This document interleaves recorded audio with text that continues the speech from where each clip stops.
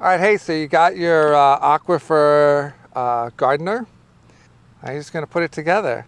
So it comes with the stand, and there's going to be a cap, which you're only going to use when if you're using a single, then you're going to put it on one end, and then this is going to attach to the hose. If you're doing multiples, then in a series, then this will just be on the last one. Right, you can save the other cap. So you're going to get a stake, a few of these U-bolts. Very simple. So just put the U-bolt through, put the nuts on.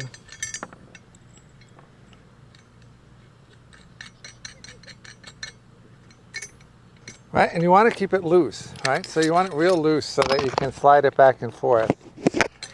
It's not meant to be tight, right? That's going to hold it straight, not a problem. You don't want it, totally floppy, but you definitely want it loose. Okay. Then we're going to put the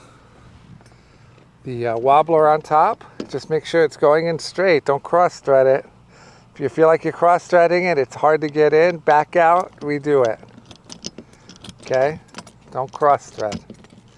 Okay. Get it hand tight.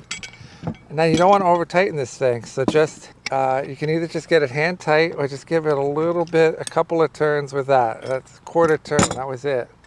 And you're good to go. So as I said, you're going to connect that to your hose, and you can run hoses in between. They're going to be about 25 feet apart.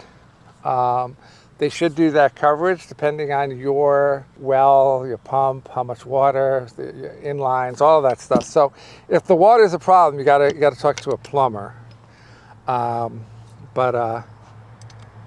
about 25 feet apart, it should be all good to go. All right.